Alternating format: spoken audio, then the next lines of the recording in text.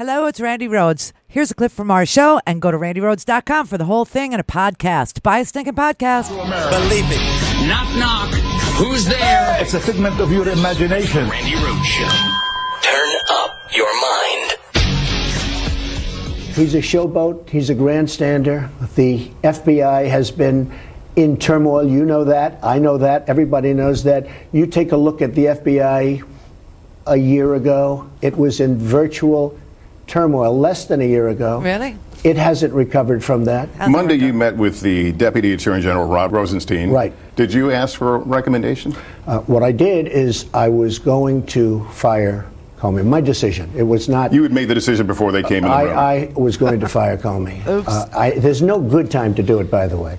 Because in your letter you said I accepted their recommendation, Yeah, well, so you had already made the decision. I was going to fire regardless of recommendation. So there was really room. He made a recommendation. He's highly respected, very good guy, very smart guy. The Democrats like him, the Republicans like him. He made a recommendation, but regardless of recommendation, I was going to fire Comey. Let me ask you about your termination letter to Mr. Comey. You write, I greatly appreciate you informing me on 3 separate occasions that I am not under investigation. Why did you put that in there? Because he told me that. I mean, he told me that. He told you weren't under investigation with regard I've to the heard Russia that, investigation? I've heard that from others. I think. Was it in a phone call? Did you meet face to face? I had a dinner with him. He wanted to have dinner because he wanted to stay on. We had a very nice dinner at the White House very early on. A dinner was arranged. I think he asked for the dinner. And he wanted to stay on as the FBI head. And I said, I'll consider. We'll see what happens. But we had a very nice dinner. And at that time, he told me, you are not under investigation, which I knew anyway. That was one meeting? What was the First of all, when two? you're under investigation, you're giving all sorts of documents and everything. I knew I wasn't under. And I heard it was stated at the committee, at some committee level, that I wasn't. Number one. So that didn't come directly then from during him. a phone call, he said it. And then during another phone call, he said it. So he said it once at dinner, and then he said it twice during phone calls. Did you call him? In one case, I called him. In one case, he called me. And did you ask, am I under investigation? I actually asked him, yes. I said, if it's possible, would you let me know, am I under investigation? He said, you are not under investigation. But he's given sworn testimony that there is an ongoing investigation into the Trump campaign and possible collusion with the Russian government. You were the centerpiece of the Trump campaign. So was he being truthful when he says you were under investigation? I know that I'm not under investigation. Me, personally. I'm not talking about campaigns. I'm not talking about anything else. I'm not under investigation. Good. Glad that's over. Nothing to see here, everybody. That last week was the biggest WTF week I think we've ever had, ever. It's and now today there's polling about whether or not we approve of what he did last week. Now, you got to go back to like last Monday. It's only Monday. Oh, thank God. The president is going to be out of the country on an overseas religious trip. He's doing sort of a sweat lodge thing. I don't know. But he's going to be on some now is the time to clamp down on who gets to enter this country once he leaves. There's a hearing today, today in the Ninth Circuit, to find out if we can, deny somebody a reentry into the United States. I say, now is the time, court. Now is the time. Because if we were able to deny Trump reentry to the United States, it's not like he wouldn't have a place to go. He could get his old Ritz-Carlton hotel room back in Moscow. He could have, a couple of parties. I'm sure they've changed the mattress by now. I'm sure he could have his room back.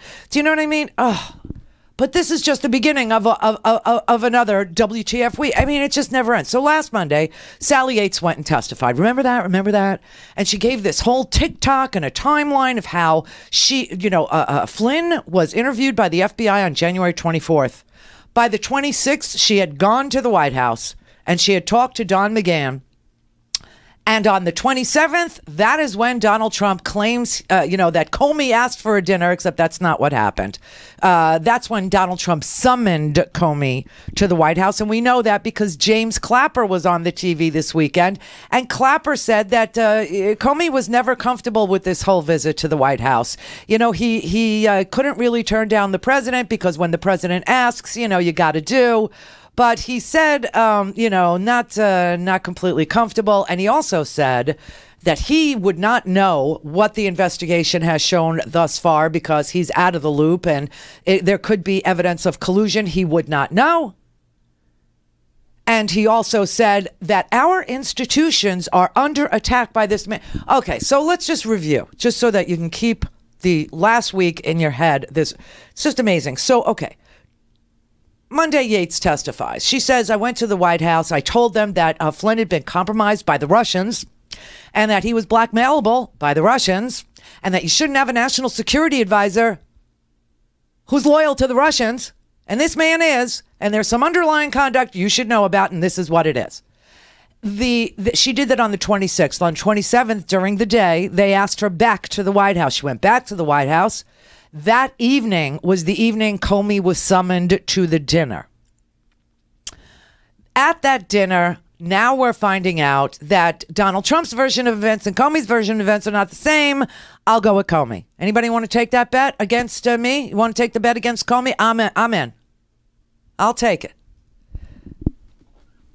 Comey is at the White House, and he's uncomfortable about going there. He doesn't want to give the impression that the Justice Department or that the FBI is somehow not is partisan, and that they're favoring Trump in this whatever. He's got a very active investigation, in a counterintelligence investigation and a criminal investigation ongoing. So does the House Intelligence Committee, and so does the Senate, but that's beside the point. And so does the Inspector General's office.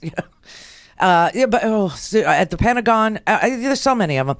So Comey says, no, I was summoned to the White House. I went there and he asked me to pledge loyalty to him. I refused. I demurred. I said, I will give you honesty. That is what I can give you. And Trump says, oh, no, he was begging for his job right there. He says to Lester Holt, no, he was begging for his job. So I took the opportunity to ask him, am I under investigation? You're asking me for your job. Well, let me ask you a question. Am I under investigation? Either way, the president has screwed up royally. Like, seriously, royally. Either he suborned, some sort of collusion between him and the FBI, or he suborned obstruction of justice from James Comey by asking it in, by telling the story that Comey came to, ask for his job, and he mixes in, well, let me ask you a question. Am I under investigation? That's suborning obstruction of justice if it happened that way. Now, if it happened Comey's way and Comey went to dinner because the president summoned him there and the president said to him, will you be loyal to me? Then the president asked for. Then the president did commit obstruction of justice. Either way, that dinner was freaking kryptonite. Okay, so that happened. And then Trump sends out his minions. He sends out the Kellyanne Conway. He sends out the Vice President Pence. He sends out the Sean Spicer. He sends out everybody that's in his administration, that speaks for the administration, to tell a grossly wrong version of events. Okay, he says that the reason that he fired Comey was based on Rod Rosenstein's recommendation. And then he makes liars out of everybody in his own administration by telling Lester Holt, oh, it didn't matter what he said. I was going to fire him anyway. It didn't matter. So why were your minions out there? Sean Spicer is huddling in the bushes by now. Okay, he's literally huddling in a bush by the White House. He runs into the White House and locks the door because the press wants to know what the hell just happened.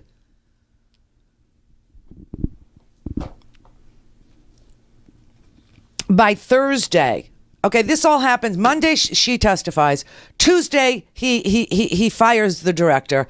By Thursday, he's sitting down with Lester Holt. We find out that the whole past 2 days have been one giant lie, and that the thing happened exactly the opposite of what Trump said. And then on Friday, as everybody started to wrap their brains around all these contradictory versions of the dinner, Trump sends out this menacing tweet. James Comey better hope there are no tapes of our conversations before he starts leaking to the press. Over the weekend, James Comey said, I hope there's tapes. That would be perfect. The Washington Post writes an entire article going, none of this makes any freaking sense. And then today we get the polling results, and only 29%. I always said it's going to be a third of this country, always a third. It's always going to be the 30%. And so when he has a 34% approval rating, 34, I go, we got a little ways to go to get to the 30. We're going to have to lose 4 more percentage points of white nationalists. We're just going to have to lose those. Okay, today, only 29% of Americans approve of Trump's firing of Comey's. And that is less than the legendary base of 30% that will always support a strong and wrong Republican that has just the right amount of racism. He has done something dumber than even his base can handle. You understand what he's done here? It's like he said, it's like the base says to him, dude, we'll be with you no matter what crap you throw, but do you have to rub our faces in it? Because now we can't defend anything. Because this all happened Monday, Tuesday, Wednesday, Thursday, and Friday. And on Sunday, Clapper says, I want Americans to understand something.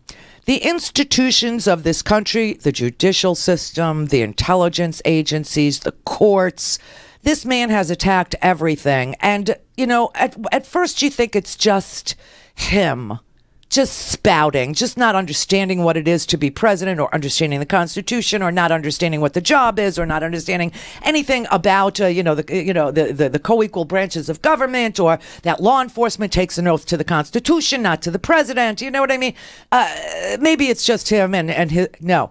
Now all of a sudden he realizes, James Clapper does, that this is a concerted effort to do exactly what Steve Bannon declared that they were going in there to do, and that was destroy America itself. Destroy our institutions, destroy our courts, destroy checks and balances, destroy our judicial branch, destroy, that judge, Curiel, he can't judge me, getting all these bad decisions. I'm building a wall. He's Mexican. All this stuff that he did, everything from the Bowling Green massacre. Everybody remember the Bowling Green? I mean, this man is never going to stop. He's just never. And this base of his, they're like classic abused spousal syndrome. Do you know what I mean? It's like the approval rating is essentially unchanged with those 30%. They don't like what he does, but they still like him. That's classic. It's like that classic Cops episode. A woman calls the police because her drunk ass husband in the trailer starts beating her with a box of Tide. A big box. The kind you get at Costco. Can do some damage. A box of the powder. And she calls the cops, and they come, and she's all black and blue. Her eye is cut from the corner of the box. And they go, ma'am, would you like to press charges? You're looking mighty beat up. Okay, let's, and she goes, don't arrest him. I love that man. Okay, this is where we're at with these 30%. But Clapper said something that should send a chill down every single American's spine. The developments of the past week, very bothersome, very disturbing to me. I think in many ways our institutions are under assault, both externally, and that's the big news here, is the Russian interference in our election system. And I think as well our institutions are under assault internally. Internally from the president? Exactly. Oh, Jesus. Because he's firing the checks and balances. Well, I think, the founding fathers, in their genius, created a system of 3 co-equal branches of government and a built-in system of checks and balances. And I feel as though that's under assault and is eroding. Are you surprised at how quiet Republicans on Capitol Hill have been? Well, I can't say. I think each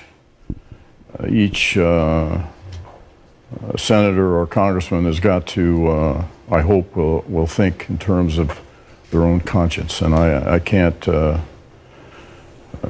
characterize it as being surprised. I just I hope they'll speak up. The developments. Speak up, Republicans. Don't be Ivanka. She's complicit. You don't need to be. This was a clear-cut abuse of power by the president. This was obstruction of justice by the president. We lived through a week of more falsehoods coming from every nook and cranny of this president's administration. Kellyanne Conway reappeared. Sean Spicer disappeared into a bush. Oh, he demanded a correction from the Washington Post because they said he was huddling in the bushes. He said, I was not huddling in the bushes. So they just said he was hovering near the bushes. That was the correction. I think it was among the bushes. Among the bushes. Among the bushes. Oh, and speaking of the bushes, you remember John Ashcroft tried to restart the war on drugs. Jeff Sessions, is trying to restart the war on drugs, or as I like to call it, the new Jim Crow. They don't have very many tricks, these ponies. Same old, except this involves a reality TV star who does not understand this is not a TV show.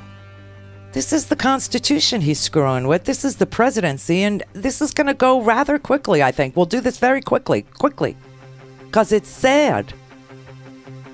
Bad. He's traumatizing this country is what he's doing. Clear for takeoff. Randy Rhodes Air Force. Air Force. RandyRhodes.com. Go to RandyRhodes.com for the whole thing and a podcast. Buy a stinking podcast.